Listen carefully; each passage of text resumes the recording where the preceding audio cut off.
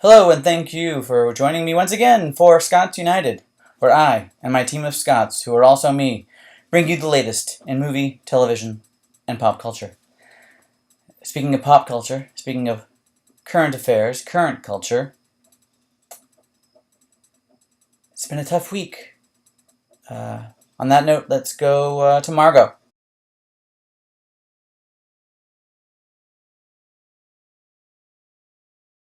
Yep, that's it from Margo this week. After that, she said the time for human rule is over, and she left to join the dog resistance. So, hey, I say give him a chance.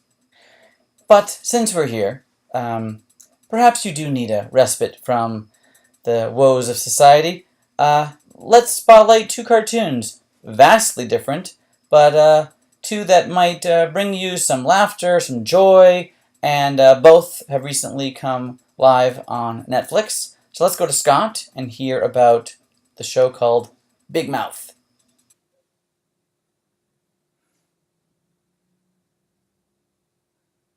What? So Scott was okay. Well, what he was going to mention is Big Mouth was created by the comedian Nick Kroll, and it stars him voicing several roles along with John Mulaney. The first season is already available, came out about a year ago, I believe. Second season just was released, and it is a lot of fun. I mean, it is vulgar, it is crass, it is dirty, but it's also very honest and sweet in how it really does want to tackle adolescence and all the difficulty of that period, and for both males and females. Oh, yeah, whatever. Yeah, I mean, I knew when I heard about it, I wondered if it was going to be a very, like, male-centered, maybe even bro-centered kind of show, but it doesn't feel that way to me. I feel it to be very balanced. I enjoy it. I think it gives the feminine perspective. You have the hormone monster and the hormone monstress, voiced by Maya Rudolph, who I think is probably one of my favorite characters of the whole show. Yeah, she's good. That's true. It's a lot of fun, and you might need some laughter right now.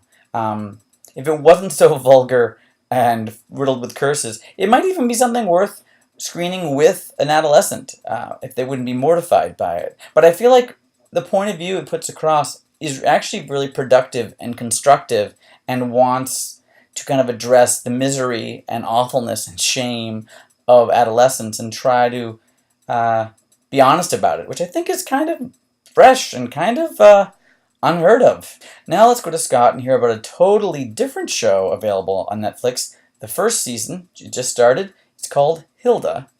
Netflix? You want to talk about Netflix right now?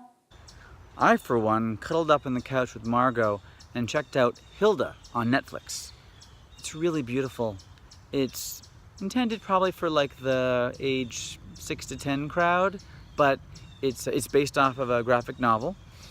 But it's just earnest and sweet and tells a really pretty story about a mother and daughter living in a house in the wilderness and deciding to move to Trollberg. It's like a real world with a twist because there are trolls and more magical possibilities. The lead girl is charming. I've only got a few episodes in, but it's a lovely escape, and I have really appreciated that. It has little lessons within, nothing to knock over the head. It's funny and cute and charming, but not modern or trying to be like adult funny or grown-up funny. It just sort of is what it is, and it's really beautiful. That sounds really sweet. That sounds like something that I might like. Scott, what do you think?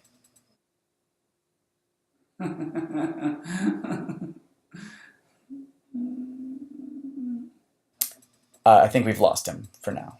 Yeah. Well, thank you for joining me once again. Hopefully things will be up. The resistance continues. Keep on fighting the good fight. And we'll be back next week with more tales from movie, TV, and pop culture. Thanks.